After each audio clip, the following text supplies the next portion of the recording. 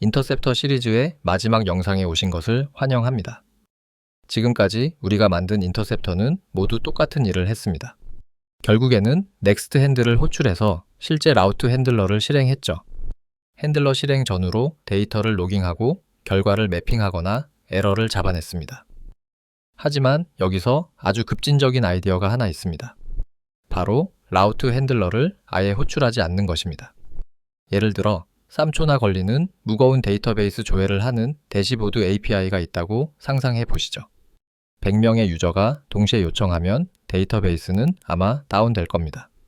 하지만 데이터가 1시간에 한 번만 바뀐다면 100번이나 계산할 필요가 없겠죠.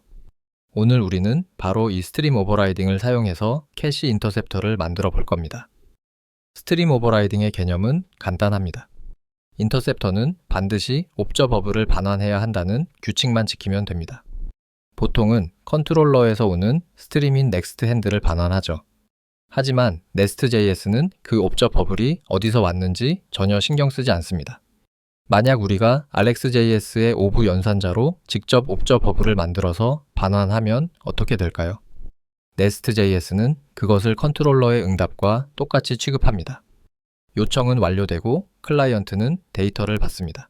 그리고 실제 컨트롤러 메서드는 아예 실행조차 되지 않죠. 이 다이어그램을 보시죠. 원래 요청은 인터셉터를 거쳐 파이프 그리고 라우트 핸들러까지 갑니다.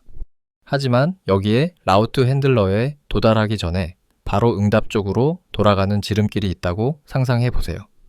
이게 바로 스트림 오버라이딩입니다. 자, 그럼 간단한 캐시 인터셉터를 직접 만들어 봅시다. 먼저 RxJS에서 오브 연산자를 가져와야 합니다. 이 연산자는 배열이나 객체 같은 일반적인 값을 받아서 스트림, 즉 옵저버블로 바꿔주는 역할을 합니다. 이제 로직을 구현해 봅시다. 실제 앱이라면 여기서 레디스나 인메모리 맵을 확인하겠지만 지금은 변수로 시뮬레이션 해 보겠습니다. 여기 isCached라는 상수를 true로 설정해서 캐시에 데이터가 있는 상황을 가정합니다. 만약 isCached가 true이면 캐시된 데이터를 오브로 감싸서 바로 반환합니다. 만약 false라면 평소처럼 next 핸들을 호출해서 컨트롤러를 실행시키죠. 이 코드의 동작 방식은 아주 명확합니다. 화면의 첫 번째 항목처럼 isCached가 true이면 오브를 통해 데이터를 반환하고 요청은 그 즉시 끝납니다. 가장 중요한 점은 여러분의 컨트롤러에 있는 코드는 완전히 무시된다는 것입니다. 반대로 isCached가 false라면 next 핸들을 호출해서 요청이 정상적으로 컨트롤러로 전달됩니다.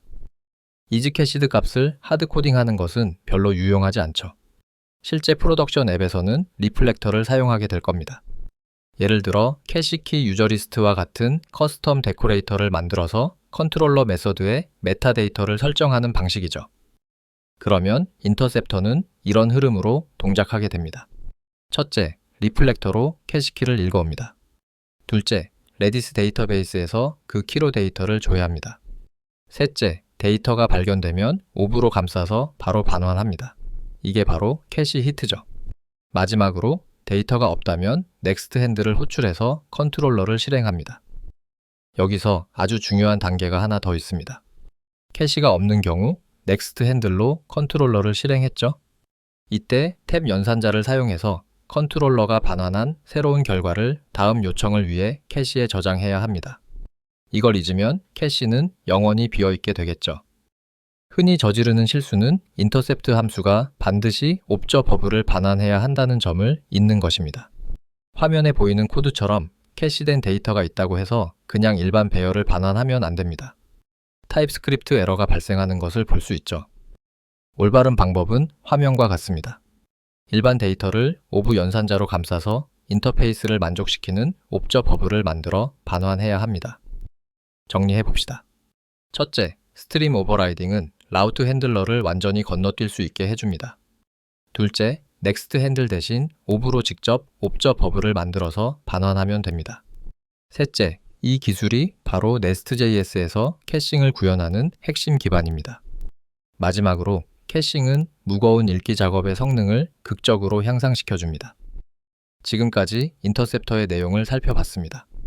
우리는 핵심 메커니즘부터 시작해서 로깅, 데이터 변환, 에러 처리, 그리고 오늘 배운 캐싱까지 모두 다뤘습니다.